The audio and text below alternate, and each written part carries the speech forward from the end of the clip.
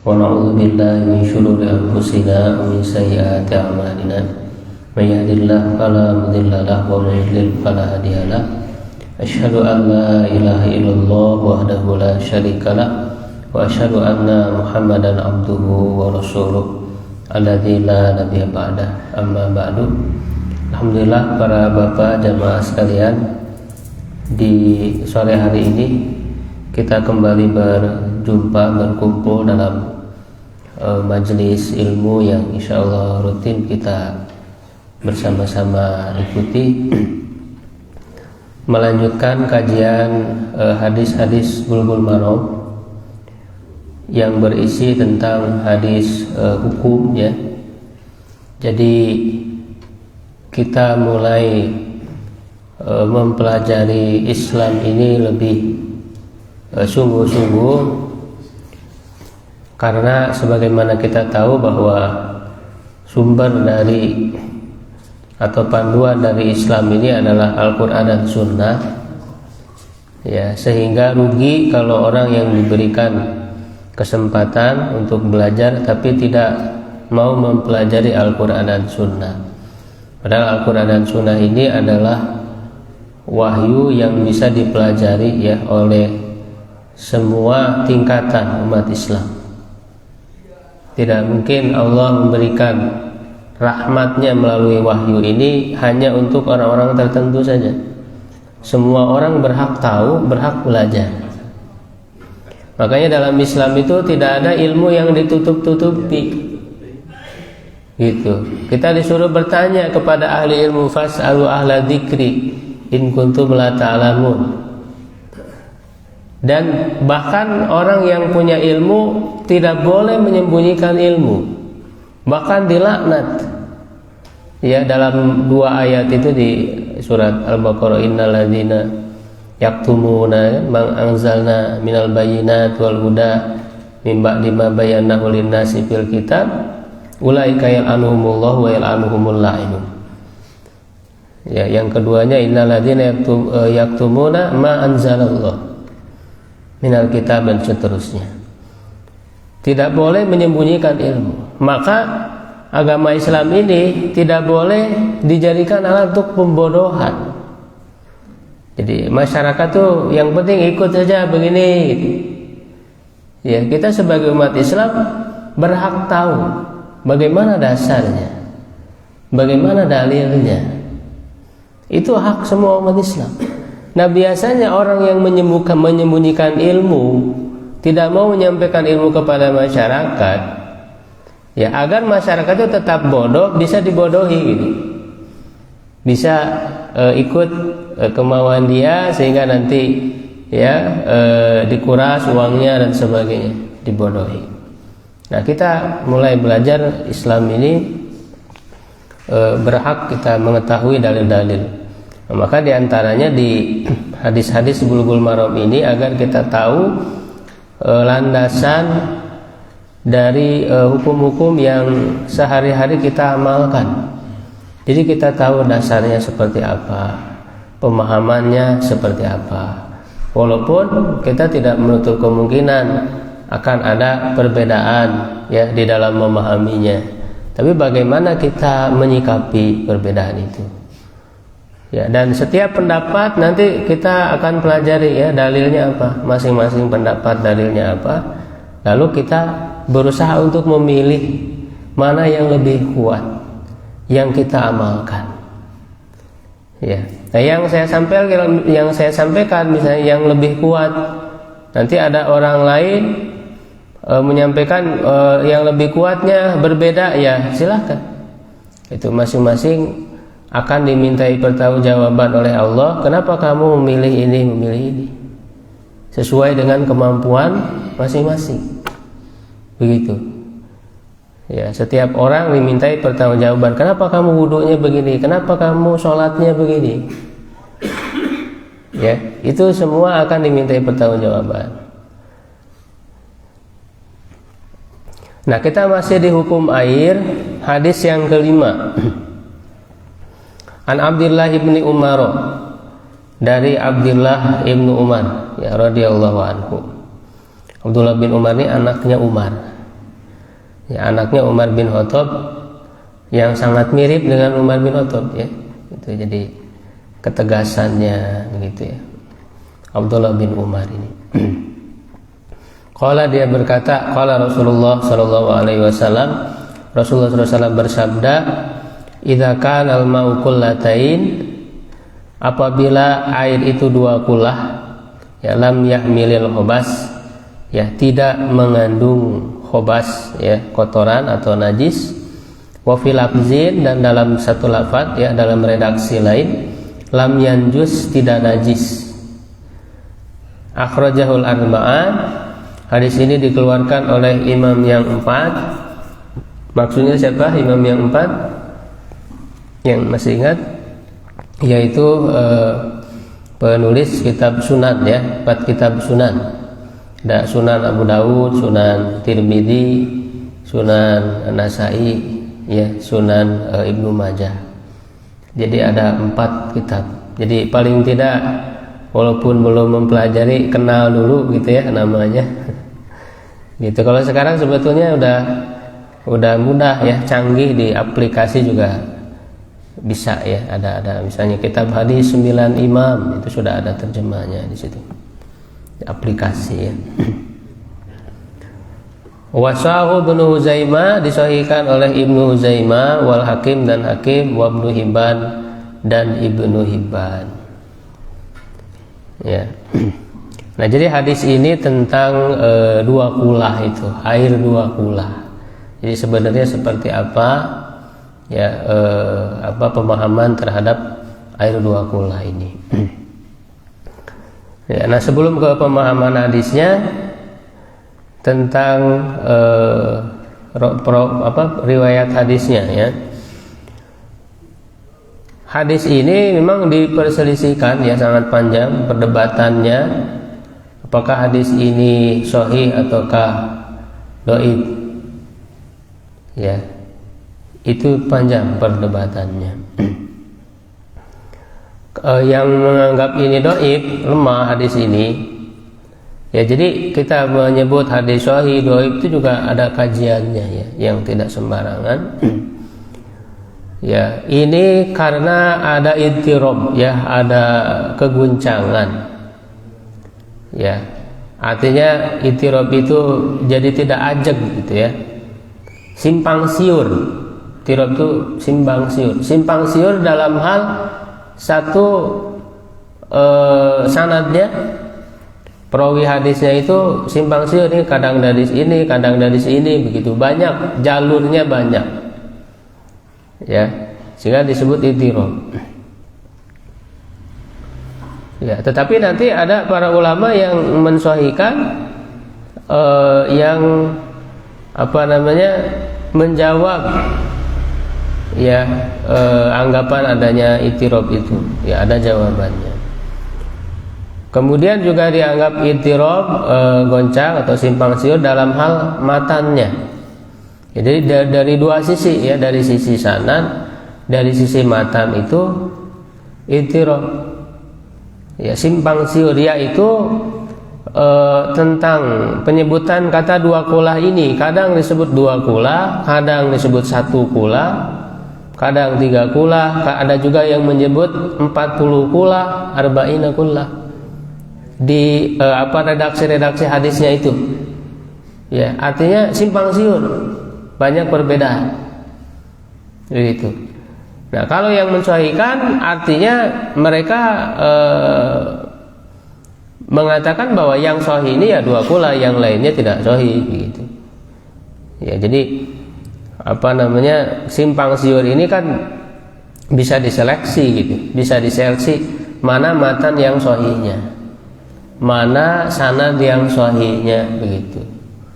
Ya, sehingga ada perdebatan, perbedaan. Ya, itu dari sisi hadisnya ya, saya tidak akan membahas terlalu panjang ya dari sisi ilmu hadisnya. Yang jelas ini diperselisihkan oleh para ulama. Ya, dan di kitab pun para guru kita ya ada berbeda-beda ya, ada yang mensahihkan, ada yang mendhaifkan. Ya, misalnya di sini di kitab Hasan ya, Hasan guru besar ya Persatuan Islam. Beliau ini kan yang pertama kali menerjemahkan Bulughul Maram di Indonesia.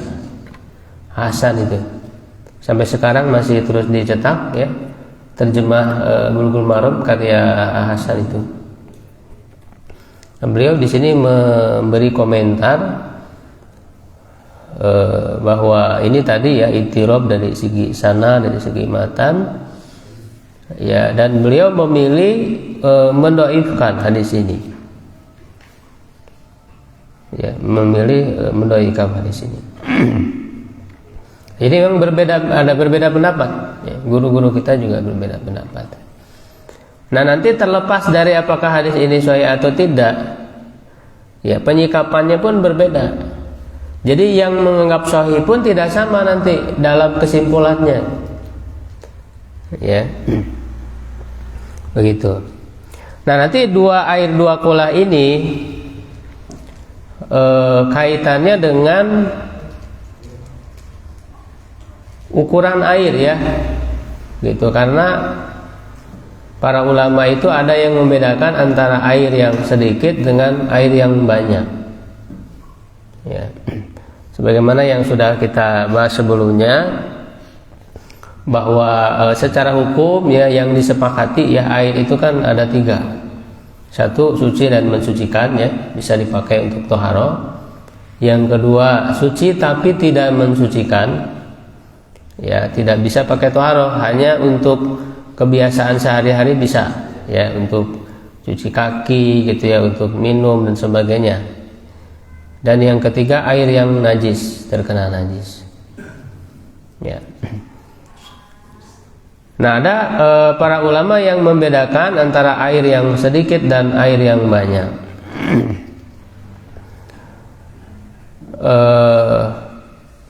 Dan disepakati ya, kalau berubah ya, dirubah oleh najis salah satu sifatnya ya, dari 3 sifat, yaitu warnanya, aroma dan rasa. Jadi 3 sifat itu, salah satu dari 3 sifat ya, aroma, warna dan rasanya. Kalau dirubah oleh najis ya, salah satu sifatnya itu, maka menjadi najis. Mau sedikit mau banyak, semuanya sepakat ya, semuanya sepakat kalau berubah ya. Nah, yang menjadi perbedaan pendapat itu ya, kalau air itu sedikit tapi tidak dimasuki najis tapi tidak berubah, seperti yang kemarin ditanyakan, misalnya ada 1 ember kecipratan air kencing misalnya ke dalamnya, itu kan sedikit, najisnya sedikit, airnya sedikit, tidak berubah si zat airnya itu. Nah, apakah itu jadi najis atau tidak? Nah, ini yang ada perbedaan pendapat para ulama ya. Nah, kalau madhab Malik ya, madhab Malik itu tidak membedakan ya, mau sedikit mau banyak, kalau selama tidak berubah ya, selama tidak berubah ya, itu tidak najis walaupun airnya sedikit. Nah, ini yang banyak dipegang di kita ya, di khususnya di Persatuan Islam. Nah, itu ini banyak memegang kepada pendapat ini ya. Nah, sedangkan madhab lain selain madhab Malik, madhab Hanafi ya, madhab Syafi'i ya, yang di Indonesia itu kan memang dikenal banyaknya madhab Syafi'i ya. Tapi kan sekarang bukan hanya madhab Syafi'i saja ya, setelah banyak gerakan pembaharuan Islam ya, seperti Persis, Muhammadiyah, Al-Irsyad dan sebagainya, itu mereka tidak berpegang ke mazhab Syafi'i, tapi meneliti lagi tadi, meneliti dalilnya. Ketika orang sudah meneliti dalil, mengetahui dalil, ternyata yang lebih kuat bukan dari mazhab Syafi'i, jangan kemudian dia memaksakan harus mengikuti mazhab Syafi'i. Kalau ternyata dalil yang lebih kuatnya berbeda gitu. Dan para ulama itu tidak memaksakan harus mengikuti sepenuhnya. Jadi tidak ada ya yang harus diikuti sepenuhnya semuanya selain daripada Rasulullah. Selain dari Rasulullah, pendapat dia bisa diambil, bisa ditolak. Ya, seperti yang dikatakan oleh Imam Malik. Imam Malik mengatakan setiap orang bisa diambil pendapatnya dan bisa ditolak ila sahibu hadzal qabri, kata Imam Malik, kecuali penghuni kuburan ini. Dan beliau kan di Madinah, ya, menunjuk ke kuburan Nabi sallallahu alaihi wasallam. Gitu. Jadi para ulama itu, Imam Syafi'i, Imam Malik, Imam Abu Hanifah, Imam Ahmad dan imam-imam yang lain, tidak ada yang memaksakan harus ikut pendapatnya, nggak ada. Ya, sehingga kalau kita sudah mempelajari dalilnya, jelas, oh ternyata ini yang lebih kuat, ini yang lebih tepat, ya kita ikuti itu. Ya, tidak boleh kemudian fanatik, ya. Ya, apalagi membenci orang yang berbeda. Jadi mengklaim, wah ini di Indonesia kan mazhab Syafi'i, harus mazhab Syafi'i. Ya nggak bisa. Apalagi sekarang kan informasi sudah terbuka. Tadi setiap orang berhak untuk belajar. Setiap orang berhak tahu mana dalilnya, bagaimana alasannya. Tidak hanya menerima pendapat saja. Karena tadi takutnya kita itu dibodohi saja begitu. Ya dibodohi saja. Udah kamu mau ikut apa kata guru saja. Nanti kalau protes, kalau nanya dalil nanti kualat gitu. Ya. Ya, sehingga banyak terjadi kekeliruan, ya. Begitu. Nah, ini akan sangat rawan orang kemudian tadi membodohi umat. Ya, padahal kita disuruh untuk belajar. Nah, jadi mazhab Hanafi, mazhab Syafi'i dan mazhab Ahmad bin Hanbal, ya Hanbali, itu berbeda dengan mazhab Malik, membedakan air itu antara sedikit dan yang banyak. Nah, cuman membedakan sedikit dan banyak juga ada perbedaan. Ya, kalau di mazhab Hanafi, ya itu mengatakan cara mengukur air itu banyak kalau digerakkan ujungnya, ya ujungnya itu si gelombang gerakan airnya itu nyampe ke ujung berarti sedikit, tapi kalau tidak nyampe ke ujung berarti banyak. Ya, itu di mazhab Hanafi, ya Abu Hanifah kan imamnya. Tapi ada muridnya Imam Abu Hanifah. Ya, Imam Abu Hanifah itu punya murid yang menonjol dua, ya. Yang pertama Muhammad bin Hasan Asy-Syaibani dan yang kedua Abu Yusuf. Dan Muhammad bin Hasan mengatakan ukuran air banyak itu ukurannya adalah 10 hasta. Jadi ukuran 1 hasta itu kan ujung jari sampai sikut, ya, sampai siku, ini namanya 1 hasta. 10 hasta, panjang lebarnya 10 hasta. Nah, itu terlalu besar, ya. Sangat banyak sekali. Itu di mazhab Hanafi. Nah, berbeda dengan mazhab Syafi'i dan mazhab Hanbali, cara membedakan sedikit dan banyaknya pakai ukuran 2 kulah ini, mengamalkan hadis ini. Ya. Diamalkan dari segi, ya kalau dalam istilah ilmu usul fikihnya, mafhum mukhalafahnya, pemahaman terbalik. Jadi dalam hadis ini, apabila air itu 2 kulah, maka dia tidak mengandung najis. Ya, pemahaman terbaliknya berarti kalau kurang dari 2 kulah bisa najis, gitu. Jadi itu namanya mafhum mukhalafah. Ya, jadi para ulama di mazhab Syafi'i dan mazhab Hanbali itu memegang kepada ini, sehingga kalau air itu dua kulah, ya dimasuki najis, yang penting tadi tidak berubah, itu suci. Nah, berarti sebaliknya kalau air itu kurang dari 2 kulah, dimasuki najis, ya kan, walaupun tidak berubah, nah dia dianggap najis.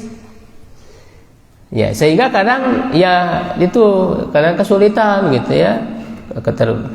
Kecipratan air kencing sedikit najis gitu. Sehingga nanti ada kesulitan. Karena memang di mazhab Syafi'i, ya khususnya itu memang agak lebih ketat dalam masalah thaharah itu.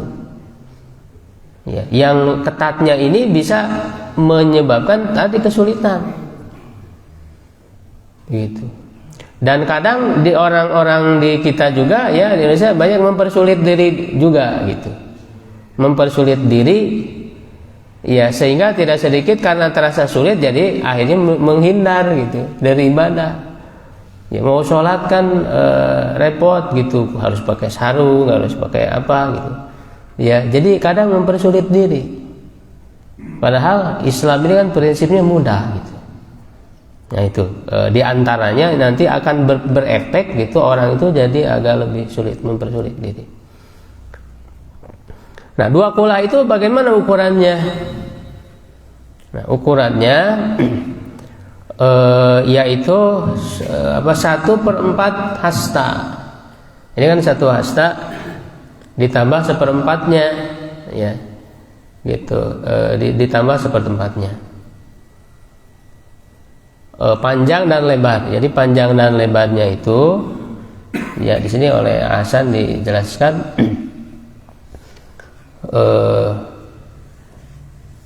1/4. Jadi 1/4. 1 ditambah 1/4.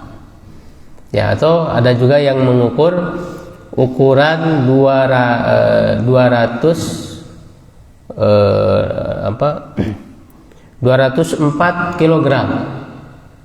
204 kilogram airnya itu, isi airnya itu. Ya sekitar bak mandi yang kecil itu sudah ini. Ya diukur saja ya, kira-kira 1 hasta, 1/4 hasta ya, panjangnya, lebarnya, tingginya. Itu ukuran segitu. Itu 2 kula. Ya, nah, kalau minimal air itu 2 kula berarti dianggap banyak. Kalau kemasukan najis sedikit, yang penting tidak berubah, itu tidak najis. Ya, tapi kalau kurang dari itu, nah kalau di ember itu kan kurang dari 2 kula, gitu ya. Nah itu mereka menerapkannya seperti itu dalam mengamalkan hadis ini, begitu. Ya kalau misalnya mengikuti ini berarti ya ada kehati-hatian gitu ya. Tapi tadi bisa terjerumus kepada mempersulit, jadi terlalu sulit ya dalam prakteknya. Ya kalau ingin lebih mudah ya bisa mengikuti mazhab Malik tadi. Pokoknya airnya berubah nggak dicium aromanya gitu. Berubah nggak jadi aroma najis? Ya kalau tidak berubah ya sudah. Kan bisa kan dihirup gini, berubah atau tidak? Kalau tidak udah cukup ya. Dan itu kan jadi sayang airnya juga kalau kemudian hanya terkena sedikit dibuang gitu airnya. Itu lebih mudah. Makanya di antara ulama mazhab Syafi'i sendiri, ulama besarnya itu di antaranya Imam Abu Hamid Al-Ghazali, Imam Ghazali. Ini sangat terkenal. Itu salah satu ulama di mazhab Syafi'i. Beliau mengatakan dalam kitabnya, kalaulah ya di mazhab Syafi'i ini tentang masalah toharohnya mengikuti mazhab Malik, gitu, akan lebih mudah. Imam Al-Ghazali sendiri salah satu ulama Imam Syafi'i sendiri mengatakan begitu. Ya. Nah kita biasanya mengikuti mazhab Malik, pendapat yang banyak kita ikuti, walaupun kita bukan semata-mata ikut pendapat tadi ya, tapi kita mengikuti itu karena tahu dalilnya, berdasarkan dalil yang lebih kuat. Walaupun semua ulama itu juga pakai dalil, Pak. Nah, dalilnya kan sama, tapi kesimpulannya beda gitu. Nah kemudian yang mensahihkan hadis ini juga tidak sama pengamalannya. Ya, jadi ada yang memahami kalau ini sahih, ya juga bukan pembatasan, ya bukan pembatasan bahwa kalau air sedikit itu kemudian jadi najis, ya terkena najis. Ya ini hanya biasanya, gitu, hanya biasanya kalau air itu 2 kula, ya termasuk oleh najis itu tidak berubah. Ya, menunjukkan biasanya saja, keumumannya. Ya. Berbeda kalau misalnya najisnya banyak, ya walaupun airnya banyak, najisnya banyak, ya bisa berubah juga kan? Walaupun 2 kula gitu. Jadi tetap yang menjadi patokan utama itu berubah atau tidak, itu yang jadi patokan utamanya. Nah, kemudian hadis berikutnya an Abi Hurairah radhiyallahu anhu qala Rasulullah SAW la yaktasilu ahadukum fil ma'idain wa huwa junub. Ya, janganlah salah seorang dari kalian mandi di air yang tergenang, air yang diam, sedangkan dia itu junub. Ya, diriwayatkan oleh Imam Muslim. Jadi air yang tergenang, air yang tidak mengalir, ya misalnya di bak gitu kan, air di kolam gitu ya. Atau yang apa namanya, tempat mandinya itu ada bak buat mandi di situ kan.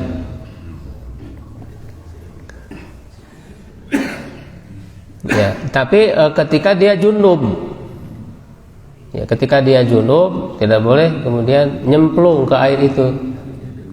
Kalau tidak junub nggak apa-apa kan berarti. Nah, di hadis yang ketujuhnya riwayat Imam Bukhari, la yabulanna ahadukum fil ma'idaim alladzi la yajri tsumma yaktasilu fi.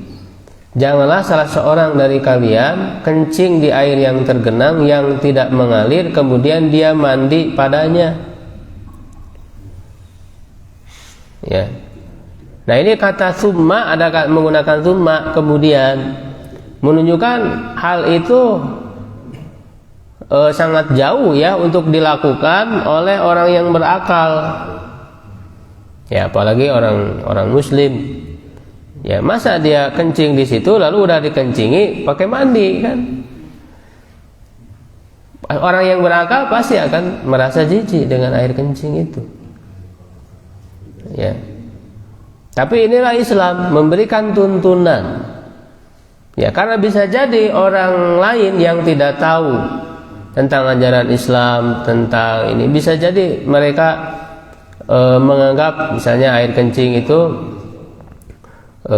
bagus ya gitu, bahkan berkah gitu, bisa aja orang yang tidak paham Islam ya. Nah, Islam ini mengajarkan kebersihan. Jadi sebetulnya dengan adanya Islam, Allah menurunkan ya syariat Islam, agama Islam ini mengajarkan umat di dunia ini untuk kebersihan. Karena orang-orang Barat, orang-orang Eropa juga mereka belajar kebersihan itu dari orang Islam. Ya, jadi ketika umat Islam itu peradabannya menjulang tinggi, ya itu kan orang-orang Eropa dulu Barat itu masih primitif. Ya, bahkan dulu Ratu Isabella itu, ya itu nggak pernah mandi, Pak. Dalam setahun itu mungkin sekali 2 kali mandinya. Kenapa? Karena mereka punya keyakinan kotoran yang nempel di badan, di baju itu dianggap berkah. Dan mereka belajar mandi, belajar bersuci itu kepada orang Islam dalam perang salib. Kalau kita baca sejarahnya, itu kan mereka lihat orang-orang Muslim mandi gitu, bersih, habis buang air, bersih, dicuci. Mereka belajar kepada orang Islam. Nah, sehingga ini menunjukkan Islam mengajarkan kesucian, kebersihan, ya tidak jorok, gitu ya. Dan bagi Imam Muslim dan Abu Daud ya dengan redaksi wala yaktasilu fihi minal janabah, dan tidak mandi padanya dari janabah, dari mandi junub.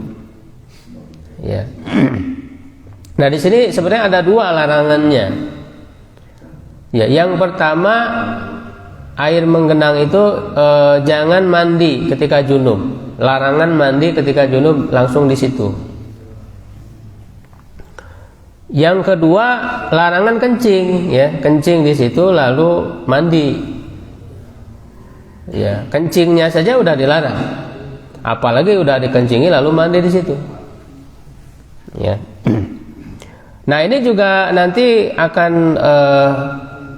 menjadi perbedaan para ulama ya di dalam tadi mengenai hukum air.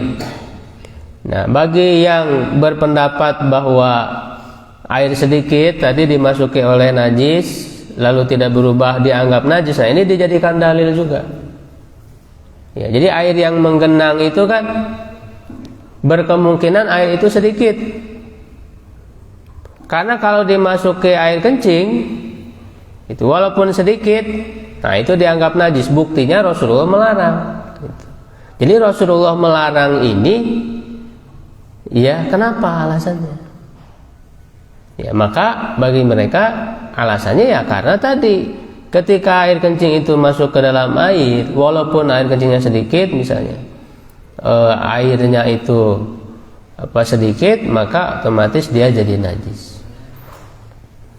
Nah, sedangkan ulama yang mengatakan selama tidak berubah tidak najis, ya, nah larangan Nabi ini bukan karena najisnya, ya, tapi karena alasan yang tidak kita ketahui. Ini hanya bentuk ibadah saja, mengikuti apa kata Nabi. Kan tidak semua kita tahu alasannya, ya.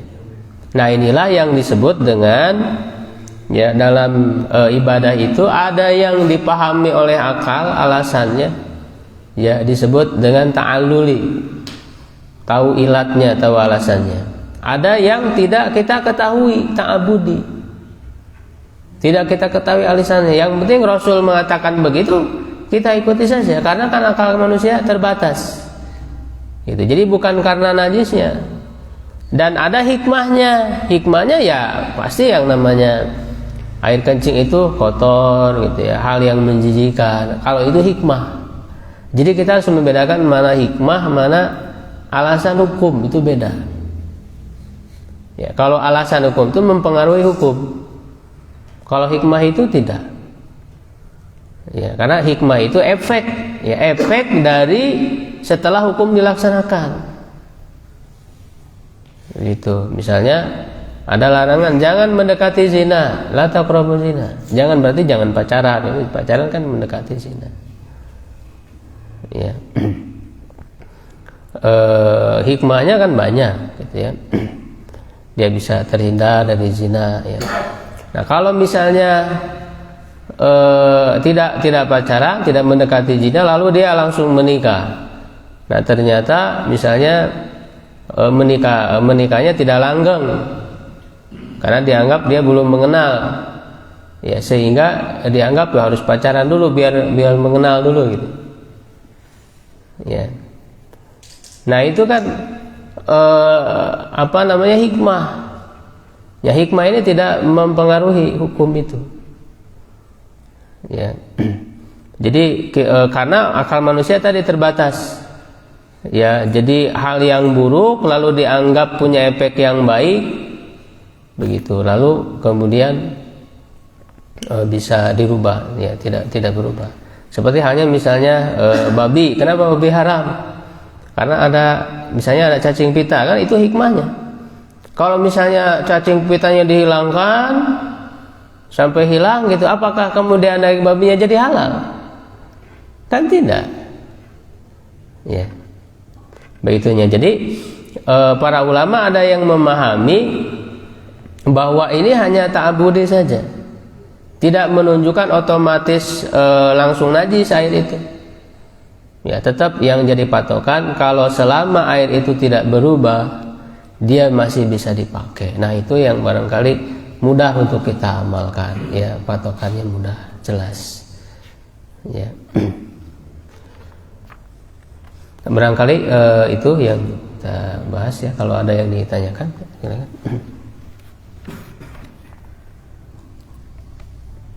Ustaz, kalau misalnya kan kalau kita berwudu, kita kan pakai airnya pakai toren. Pakai toren. Nah, sedangkan sering terjadi di setiap masjid kalau mau Jumatan, airnya itu tinggal sedikit. Nah, kadang itu dibagi beberapa orang, jadi paling juga cuma satu kali lah, nggak bisa 3 kali. Ya. Oh iya. Masih bisa nggak gitu? Sedangkan kan tidak tahu bahwa di air itu tuh tinggal sedikit di toren itu. Soalnya itunya tidak airnya tidak hidup lah mesinnya. Sedangkan tinggal sedikit. Nah, mau tayamum tanggung, mau wudhu juga tanggung, sedangkan hari Jumat kan biasanya. Hari Jumat. Nah, gimana caranya? Nah itu berarti membasuhnya sekali aja, Pak. Sekali cukup. Karena yang wajibnya itu kan sekali. Kalau 2 kali, 3 kali itu sunnahnya. Kecuali kepala ya, kepala itu yang ada jelas redaksinya menyebutkan Rasul mengusap sekali saja untuk kepala dan mengusap secara keseluruhannya. Itu yang lebih kuat. Jadi ada perbedaan pendapat, tapi itu yang lebih kuat yang kita amalkan. Kalau airnya sah kan? Airnya sah walaupun tinggal sedikit. Ya asalkan mengenai semua anggota badan, Pak. Bukan air yang ditorannya. Iya, walaupun sedikit sah. Asalkan tadi tidak berubah.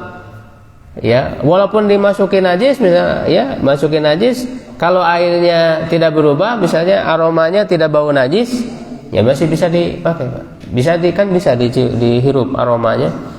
Ya, bau najis atau enggak? Walaupun kurang dari 2 kulah kan ya? Iya, walaupun kurang dari 2 kulah. Gitu. Nah itu lebih mudah, Pak. Daripada sekarang harus memaksakan 2 kulah. Kalau di bawah 2 kulah, ya itu najis. Padahal kan juga belum tahu dimasukin najis atau tidak kan gitu.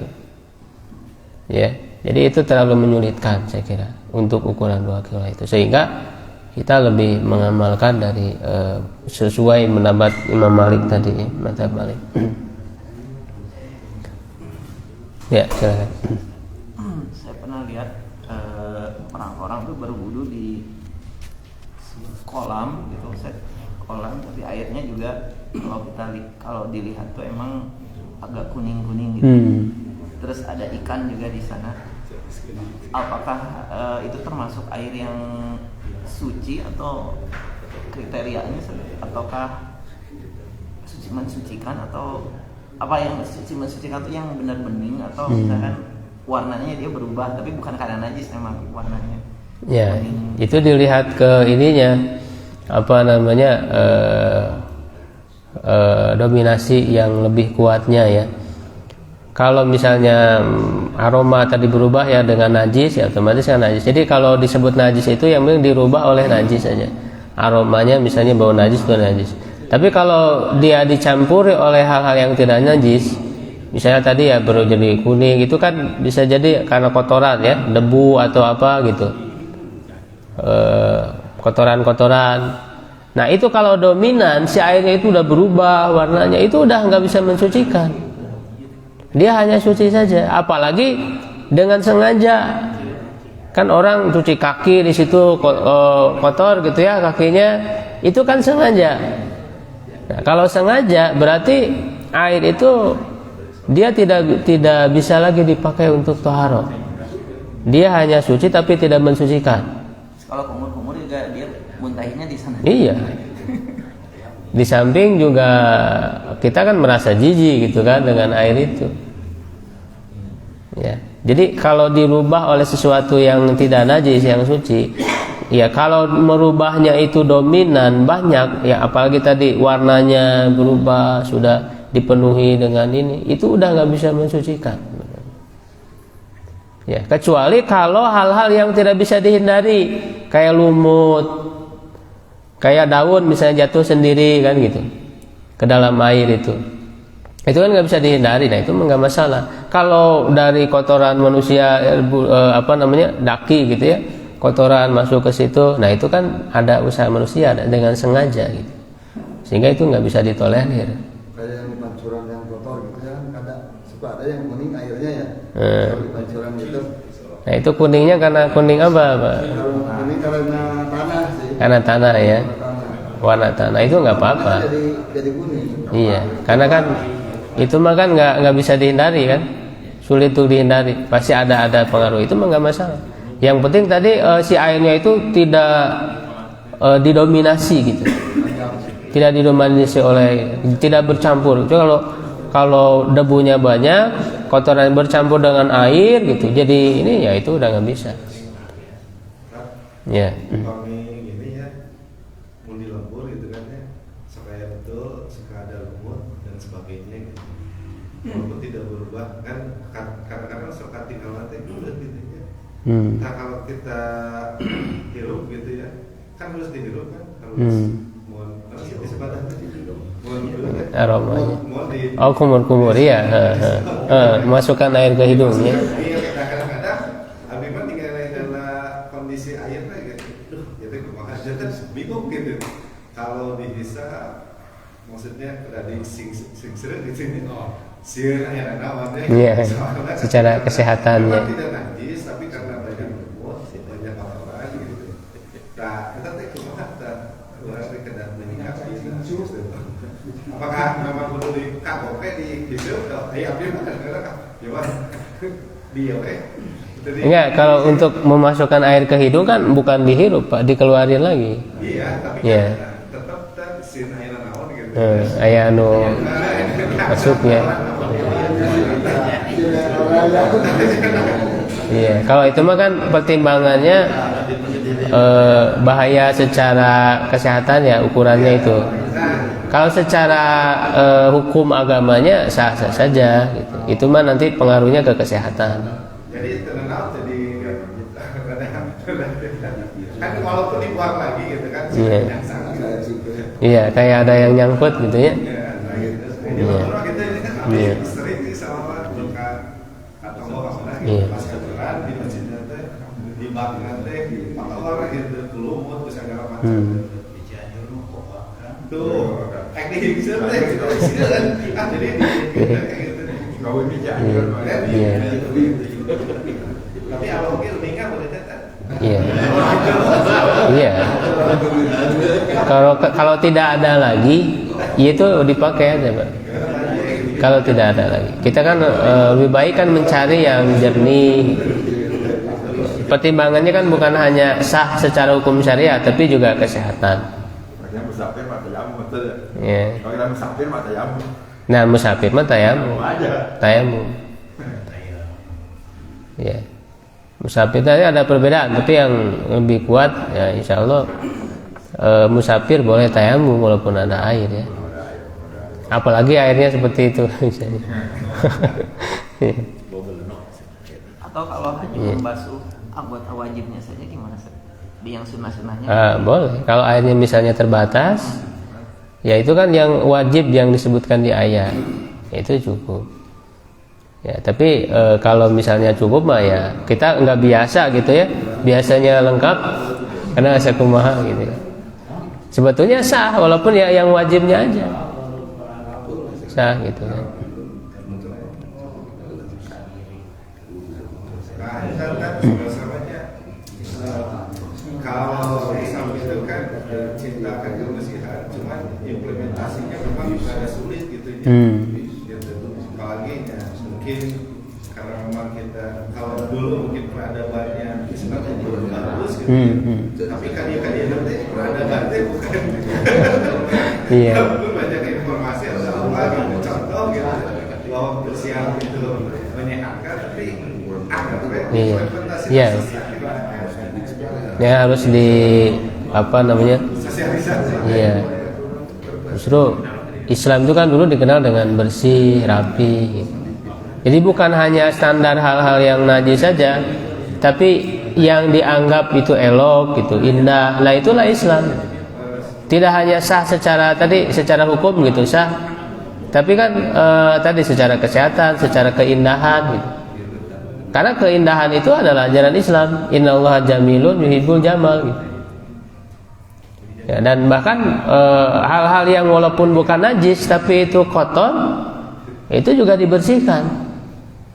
Jadi bukan hanya najis saja sebetulnya. Ya, itu walaupun tadi kalau misalnya yang semua kotor-kotor dianggap najis, itu juga nanti malah menyulitkan gitu.